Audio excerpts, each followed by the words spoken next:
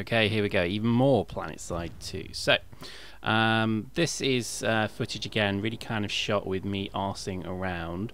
No particular vehicle preference this time either. Really just, I guess, you know, just seeing how much fun you can get from a standard set of stuff.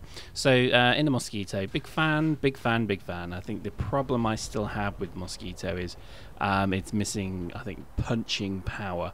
The needler that it fires is particularly weak. I mean, watch this. Basically, you get a good strafe on a Sunderer, but it's just a joke, really. It doesn't really do any damage. And I think, yeah, again, I know I need to upgrade it and all that good stuff, but I think particularly it's a play style, you know, because I was thinking about it. With I think the majority of what I play at the moment is very much tanks. So I do quite enjoy the sort of big massed tank battles. I think, oh gosh, that was painful. I think it's one of these things that I'm probably not brilliant at it, but I do seem to hold my own. I always get quite a good kill-death ratio, oh my god, KD ratio, when I'm in a tank, because, well, I guess I'm just familiar with them, I guess. But in the Mosquito, I guess I probably need to put the hours in, but I never really get as many kills. But what I would say is the biggest thing that I think I notice is that generally we lose assaults or we lose defences when we have no air support, and I think it's maybe an underestimated thing in this game, but air superiority is, well, it's just absolutely critical. So, you know, I think this is why I'm kind of favouring towards maybe using the Mosquito more. This one particularly, again, probably you need to fit them properly, obviously, of course, but I would say some of the some of the highest skilled players I think I've seen so far, they obviously are doing quite a lot of good stuff with Mosquitoes and such things. So, you know, they just seem to be getting a substantial amount of kills, I think, with rocket pods and that kind of thing. So, yeah, big fan. So, need to do more of that. So, in this particular defense, what you can see here is I think we're fighting off the... Well, it's a mixture, actually. We've got a fair few people kind of in this area. I think this is still the Varna at this point, but it's quite interesting because we've had a few engagements with these guys, and they're actually pretty good. I mean, the previous video you probably saw, that was actually filmed, you know, 20 minutes before I filmed this, and yeah, they're really pushing us quite substantially back. So it starts to, yeah, this is pretty bad actually, because we start to really take some poundings. But you know, I think it's always kind of an interesting one. This is, I mean, it is why I actually switched to air support, because we just got the impression we needed more air support. But again, anti-aircraft tanks and things like that, that's pretty shit hot. So fast forward maybe 10 minutes, and I'm back in my beloved Prowler. Yeah, amazing thing. And basically, yeah, we're just kind of still defending the tech center here. Nothing really happening. I mean, there's certainly a lot of kills going on, and there's lots of air combat. But again, I'm kind of wondering where all the other tanks are, and certainly where all the other troops are, because you know, I just didn't really see anything. So I saw this kind of group of aerial units kind of floating around here, and I thought I'd come investigate, and I see that actually they're spawning here. So obviously that's pretty serious. Now, I don't know if they've got a Sunderer or if actually they own the base. Oh no, I see we own the base, but see already that makes me pretty worried. So that may have been the Sunderer we just killed there, but yeah, certainly this is yeah, getting shot quite a bit. That's not good. But the beautiful thing of the game really is because, you know, all of a sudden from nowhere it became a whole squad of people, and we were having to push them back. But again, I would stress, you know, the air support was key there, because we were able to pretty much see them, spot them, and kill them pretty quick. So as you can see, we've got a fair bit of anti-air as well. I think turrets are just massively underused in this game, and I've got to admit, every time I get in a turret, I have a blast. And I know that you're on borrowed time, but you know, just be careful and sensible with it, and you'll probably, you know, you'll last quite a bit. Oh my god, that was noobish there. Do you see what I did there? That's terrible. Anyway, I think with turrets particularly, they're underused, and I know that a lot of people kind of just generally, you know, get in turrets and try and shoot anything and everything with them. But I think used properly, you can actually do a phenomenal amount of damage, particularly when it comes to air units. Because again, you know, I just think if you can keep the air units away from your base and away from you, you're in a better position to defend your base. Really, I'm just convinced of that, because again, I'm always kind of interested in certainly the way a lot of these base defenses go down and the base assaults go down, and generally where you see there's a substantial amount of air support, it does make the difference. You can have, you know, hundreds of tanks and hundreds of troops, and it may not actually make too much of a difference, or rather not as much as of a difference. So it's fascinating, because I think it's one of these, maybe I guess people understand this, but I still see it every so often. You see like 30 tanks rolling on a location with no air support whatsoever, and then you just see the strafing runs begin, and you know, it's like, come on dudes, you know, get a few, you know, mosquitoes and such, just buzzing them. You know, they don't even have to kill them, it's just about keeping them off the ground units. And I don't think a lot of that kind of really happens, so kind of bothers me. So what we're doing now is just, again, fast forward very slightly. We're now moving on the next group of locations, and I think it's actually quite interesting at this point, because I think we were zerging them. As you can see, there's still a few good, you know, dogfights going on, but at this point, yeah, you can see we're just absolutely mass spamming them. This is an air tower, as you can see, and just already you can see, you know, many dozens of troops hitting it. Now this is I should probably time this. This is probably the quickest base takedown I think I've seen for a while. And really it just came down to, I think, a good and again, all credit to Sunderers, because they really do make the difference. You see here, look at that. I mean, if you're getting the bonus of that Sunderer particularly there, you're coining it in, because you've got, you know, hundreds of troops basically coming through your Sunderer, so to speak. In terms of defense, this one, I think all the turrets are pretty much down. I think that's the last one we just killed there. Me not paying very good attention to my damage, so that's a bit annoying. And repairing in the middle of an open field was particularly stupid, so I'm particularly annoyed that this happens now. Ugh.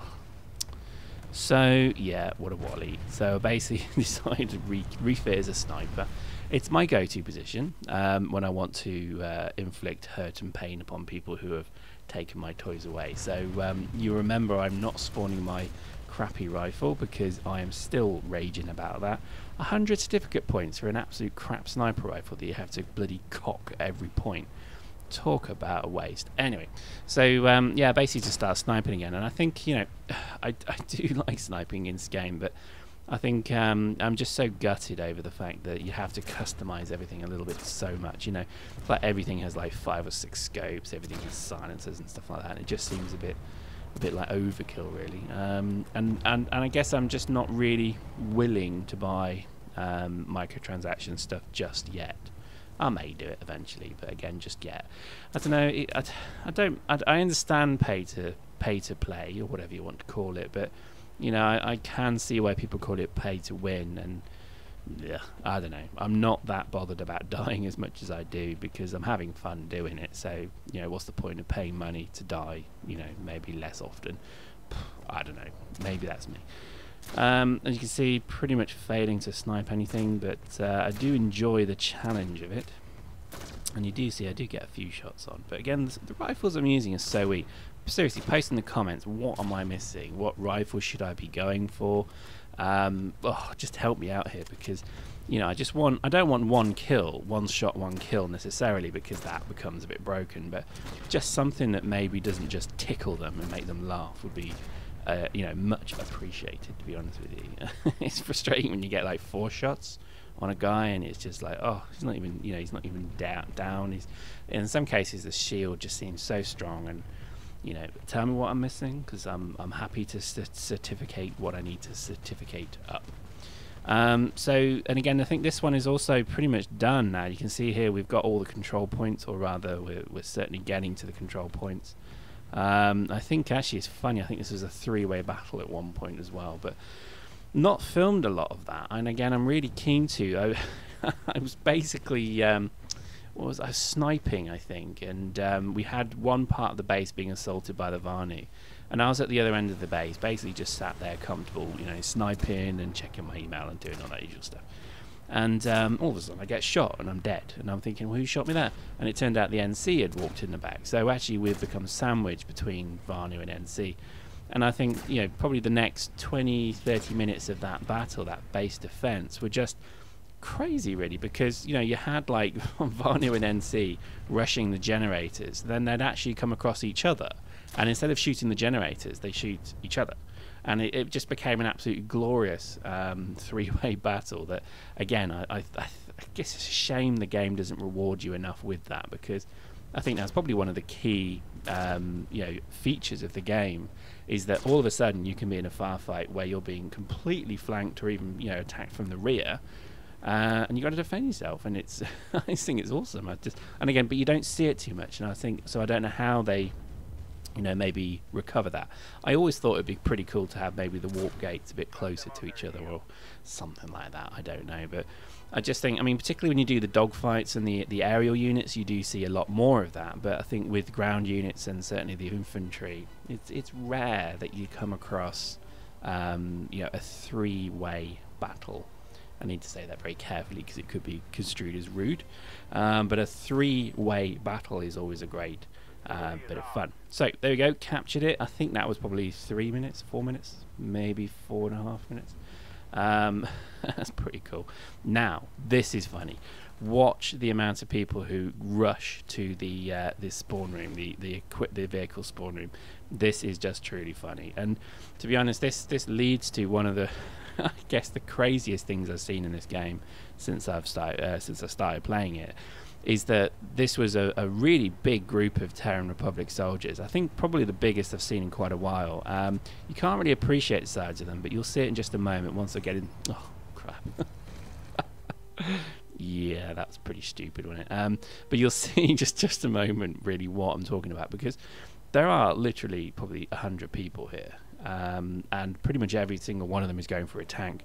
Dudes like the Prowler just that run me over, you know, they're probably not even paying that much attention. But this is what I love. I just think it's absolutely brilliant that all of a sudden you've got this absolute massed zerg of players.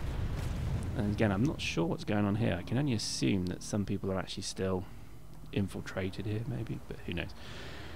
And as you see, as we get down to the spawn room, it all of a sudden gets a bit crazy, and you'll see what I mean in just a moment when we basically get to that point. Yeah, there's just absolutely, you know, dozens of people. Okay, this one's not so bad. Oh yeah, there we go. So yeah, okay, I've seen worse, but it is pretty terrible the amount of people who are actually spawning vehicles. Now the thing is, the next base we're going to has got satellite defense sites. I mean, there are sites around the main base that you have to kind of take first, and one of which is actually a, oh man, do you see those people get run down? This is crazy. The satellites actually have an anti-vehicle shield, so you can see where this is going. It's about to get a bit messy, but I love it. I think it's absolutely brilliant, and I particularly am happy that so many people are obviously still playing across the server I'm in, which is Lithcorp, I believe. But and I just love the fact that you know, you can you basically have this many people all arsing around in the same place. So the vehicle spawn seems a bit crazy as well. I think I actually get kicked out of this one if I remember rightly. Which sucked actually, because I don't know what on earth's going on. And I know that spawning vehicles is always a bit risky. As you can see here, you know, this dude just put on the brakes for no reason.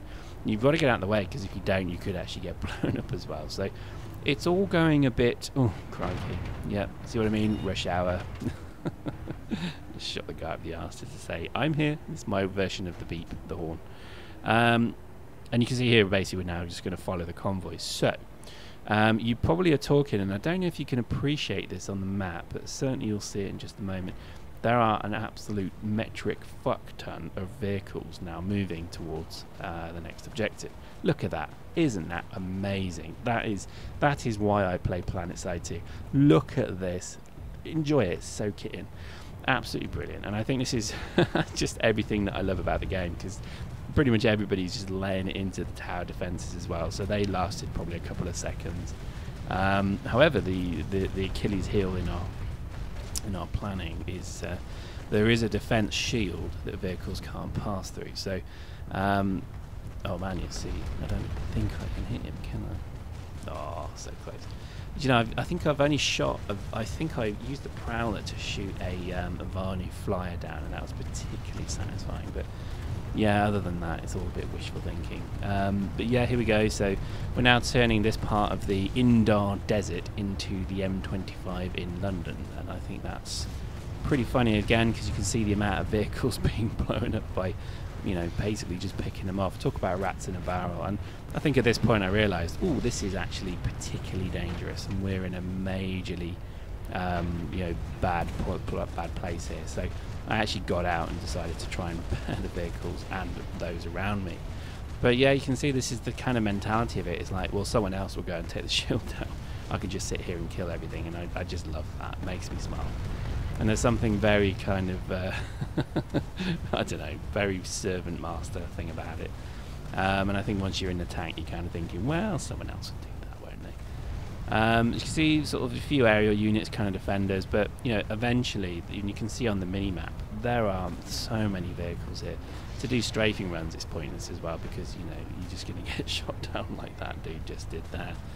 So you gotta love it, and really we're kind of just sat here, everyone's kind of sort of sat saying, what's going on, are you doing it, are you doing it, and it's like, oh really? So I think I get out at some point and just think, right, I'll do something about it. And you can see that's the shield that we've got as a problem. Nobody can drive through it. A few noobs think they can, and they actually just drive straight into it. And I think even at this point the rocketeers who are taking us out are all gone, because basically, you know, it's all very well shooting over the parapet when you've got like 15, 20, 30 tanks basically bearing down at you. You know, you're into rubble.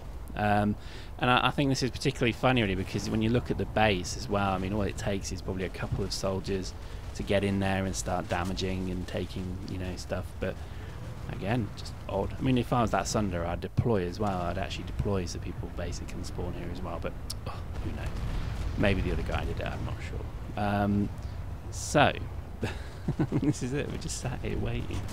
I think it's glorious, I really do. I think there's something deeply poetic about it.